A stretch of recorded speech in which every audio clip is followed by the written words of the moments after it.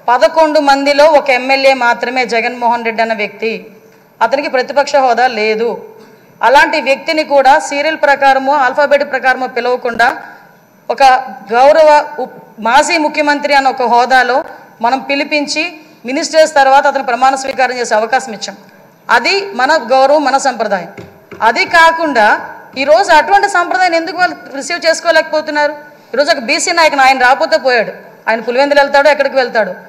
మిగతా సభ్యులను కూడా పిలిపించి కూర్చోబెట్టి మిమ్మల్ని ఆ స్థానంలో కూర్చోబెట్టని పిలిపించుంటే ఎంత గౌరవంగా ఉండేది.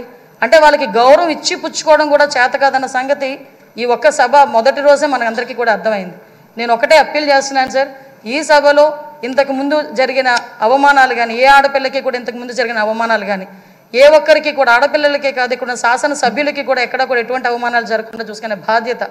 ఎందుకంటే నాయకుడిగా 40 సంవత్సరాల సుదీర్ఘ అనుభవం చంద్రబాబు నాయుడు గారి కంట కన్నీరు చూసింది ఈ అసెంబ్లీని. అటువంటి ఈ అసెంబ్లీలో ఆ రోజు కౌరవ సభగా ఉన్న అసెంబ్లీలోకి మళ్ళా గౌరవ సభగా వస్తానని చెప్పి ప్రమాణం చేసి ఇంతమంది సభ్యుల్లో గౌరవంగా మమ్మల్ని కూడా తీసుకొచ్చినందుకు ప్రత్యేకంగా ఆంధ్రప్రదేశ్ రాష్ట్ర ప్రజలందరికీ కూడా ధన్యవాదాలు తెలియజేసుకోవాలి. ఎందుకంటే 175 మంది అంటే ఒకటి మాత్రం చెప్పాలంటే 5 కోట్ల ఆంధ్రప్రదేశ్ ప్రజల్లో 175 మందికే వస్తుంది అధ్యక్ష అని పిలిచే పలుకు. ఒకే ఒకరికి వస్తుంది అధ్యక్ష అని పిలిపించుకునే ఒక వర్డ్. అది మీరవ్వటం నిజంగా మా అదృష్టం, ఉత్తరాంధ్ర ప్రజలు చేసుకున్న అదృష్టంగా నేను భావిస్తున్నా.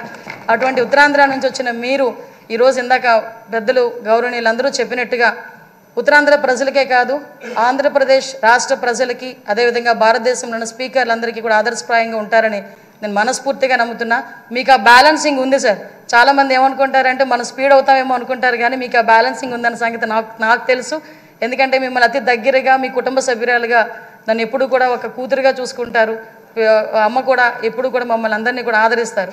మీకు ఇంకొక విషయం చెప్పి ముగిస్తాను సార్. నేను లాస్ట్ టైం గవర్నమెంట్లో ఏదైతే ఆడపిల్లల మీద ట్రోలింగ్ కానీ, సోషల్ మీడియాలో ట్రోలింగ్స్ కానీ, అదేవిధంగా వ్యక్తిగతంగా మాట్లాడడం కానీ, మీరే కాదండి అక్కడున్న చాలామంది అండి సోషల్ మీడియాలో బాధలు పడ్డాం. బయటకు వస్తే నోటుకొచ్చినట్టు తిట్టారు. మీతో పాటు మాకు కూడా 23 కేసులు ఇంచుమించుగా కేసులు పరంపర నడుస్తుంది. మీరు నేను కలిపి ఉన్న కేసులు చాలా ఉన్నాయి, ఇంచుమించు 4-5 కేసులు ఉన్నాయి. ఇవన్నీ మళ్ళీ పునరావృతం కాకుండా రాబోయే తరాల వారికి ఒక శాసనసభ అంటే ఇలా ఉండాలి. లాస్ట్ 5 years చాలామంది నాతో చెప్పారు, మేము పిల్లలతో కూర్చొని శాసనసభ చూడలేకపోతున్నాం. ఇంతకుముందు స్కూల్ పిల్లల్ని తీసుకొచ్చి గ్యాలరీలో కూర్చోబెట్టి శాసనసభ అంటే ఇలా జరుగుతుందని చూపించేవారు. అటువంటి సంప్రదాయం పోయి ఈరోజు టీవీలు ఆఫ్ చేశారు లాస్ట్ 5 years కూడా. అలా కాకుండా అందరూ కూడా శాసనసభను వీక్షించి జరిగే చట్టాలని కూడా వాళ్ళందరూ కూడా పాలు పంచుకునే అవకాశం కూడా మనందరం కూడా కలిగజేయాలని, దానికే మీరు సూటబుల్ వ్యక్తిగా మేము అనుకుంటూ మీకు మరొకసారి ఉత్తరాంధ్ర తరపున పాయకరావుపేట నియోజకవర్గం తరపున ధన్యవాదాలు, అభినందనలు తెలియజేసుకుంటున్నాను సార్. Thank you.